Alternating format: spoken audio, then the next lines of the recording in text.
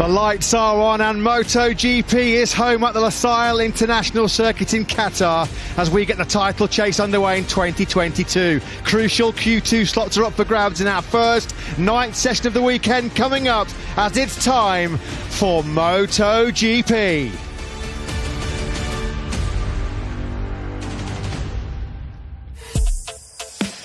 Let's take a close look at this fast and flying Losail International Circuit in Qatar. 5.3 kilometres, 3.3 miles in length. One of the most popular tracks on the 21-round schedule. 16 corners, 10 rights, 6 left-handers. It worked well here for Yamaha last year. Wins for Maverick Vinales and Fabio Quartararo. Ducati's Pecco Bagnaia, though, has the all-time lap record. Will that go tonight in these more favourable, cooler conditions? As we said, fast and flowing, this 5.3 kilometre layout. Got to be careful in that second sector, easy to get caught out at turn 6 as Pecco Bagnaia was in FP1 earlier. The super fast sector 3, turns 12, 13 and 14, and then the last overtaking chance, turn 16. There's been some drama there down the years.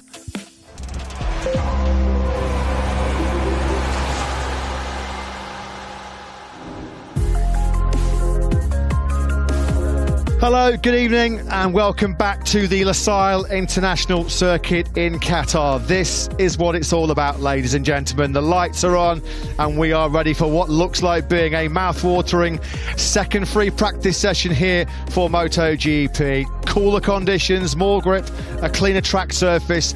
Expect some hot lap time. 7 degrees cooler, ambient temperature, 30 degrees it was when we kicked off proceedings earlier on today. Track temperature as well, down by about 15 degrees. So we are going to see some hot lap time. Strap yourselves in because this might be an FP2 that resembles a Q2 at times with those crucial top 10 places, automatic top 10 places up for grabs. I'm Matt Burt, delighted to say I'm joining the commentary box. We've had a bit of a reshuffle here with our good buddy Steve Day moving on to pastures new, and I'm delighted to say I'm joining the commentary box for this session by Simon Crafar.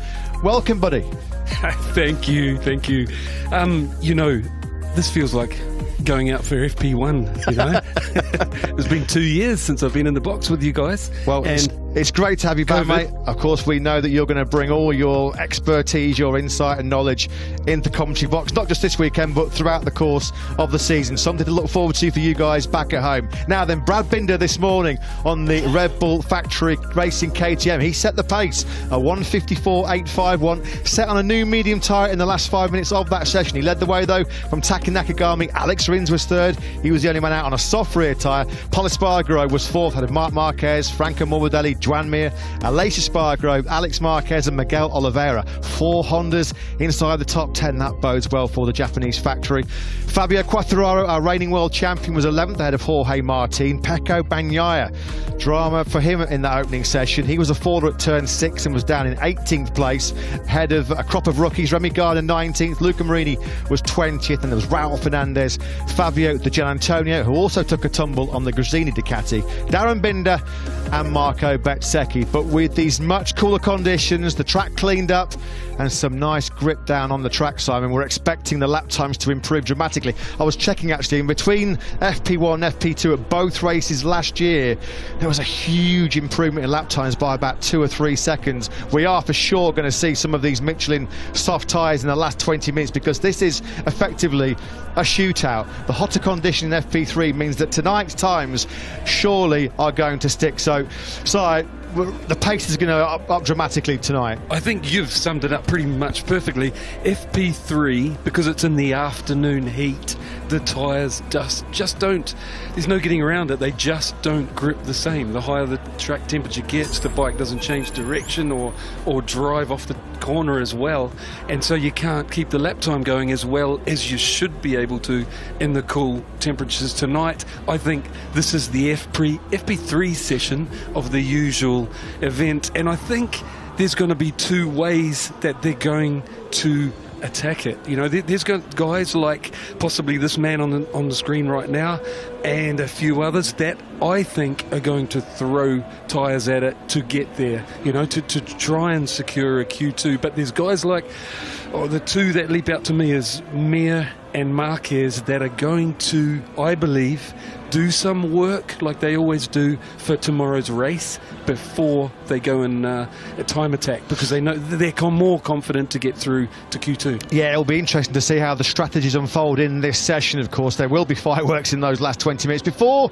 it gets noisy down in pit lane. Before we get going in this crucial FP2, it was a dream start to 2022 for Brad Binder and the Red Bull KTM factory racing team. I'm delighted to say joining Amy Reynolds down in pit lane is their new team boss, Francesco Guidotti. I'm sure he's enjoyed his start down to his new job. Amy, down to you. Well, he's got a smile on his face, so I'm saying that's a big fat yes. Francesco, fantastic to see Brad start 2021 in P1 after FP1. A nice welcome surprise, I'm guessing. Yeah, right. It's a nice present as a welcome gift. You know? But yeah, it's only FP1. We have to be realistic, and FP2 will be a sort of pre-quali, the last part of the session for sure, because tomorrow morning will be difficult to improve the lap time. So yeah, this session will be crucial. Luckily, the track condition is pretty good, much better than expected. So yeah, let's go and see. What is your plan for this session? We're just hearing from the boys that track temperature is already down by 15 degrees. We're expecting that to perhaps drop a little bit further by the time we get to the end for that important shootout for Q2. But plan for you guys? Yeah, but it's something expected. It's something that we already know, and it's anyway the race condition. So we have to face this condition and try to set up the bike best way possible. Yeah, but as I said, this next practice will be a sort of qualifying. So yeah, maybe we will concentrate more on the race pace on FP4. Good luck for it out there for FP2. Thank you. Thank you. Thanks, Amy. Thanks to Francesco Guidotti. What a special day it has been for the Rossi family. Luca Marini preparing for his debut in Valentino Rossi's new Mooney VR46 Ducati racing team. And we have to pass on our congratulations from everybody connected to the MotoGP world. The doctor is a daddy. Congratulations to Valentino on the safe arrival of his baby daughter, Giulietta. Congratulations to Valentino and his partner, Francesca. It just had to be, didn't it? Valentino Rossi as his first child on the first day of the new season, Simon. You couldn't have scripted it any better. No, for us in the commentary box. Yeah, exactly. So then, Francesco Guidotti there talking about KTM. Yes, it is only FP1, far too early to read too much into it. But speaking to a couple of KTM guys in the build-up to this session, it seems like they've changed tact a little bit for this year. They're trying to sort of stick with a package and work with that rather than throwing new parts at it like confetti, which is understandable when you're trying to bridge the gap to the top manufacturers. It seems like that tactic is working. Get yourself a base setup, not try and work with too many different parts, and then work from there. It looks like that's been a kind of new policy. I'm glad you said that that's what you've heard from the team, because that's what I saw and was kind of reporting at the test, is the way they were running through parts so methodically. I think it's come from a bit of a rethink, you know, because without trying to be mean or without, for want of better words, they seemed to get a bit lost towards the end of the year, in a bit of a fluster, throwing hardware at it, you know, visibly, you know, back and forth, you know, it was musical chassis.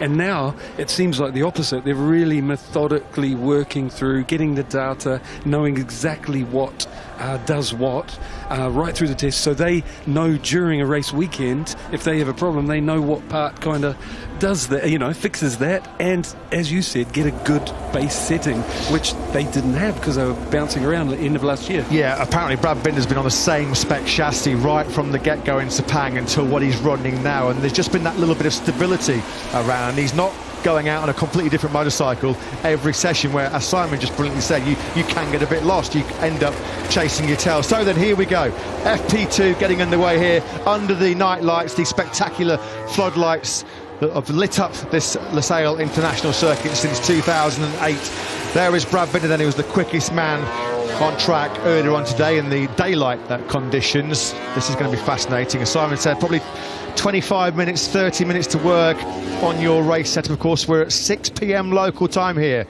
in Doha. Set your watches, date for your diary, Sunday night, March the 6th. This is exactly the time that the race, 22 laps, will get underway.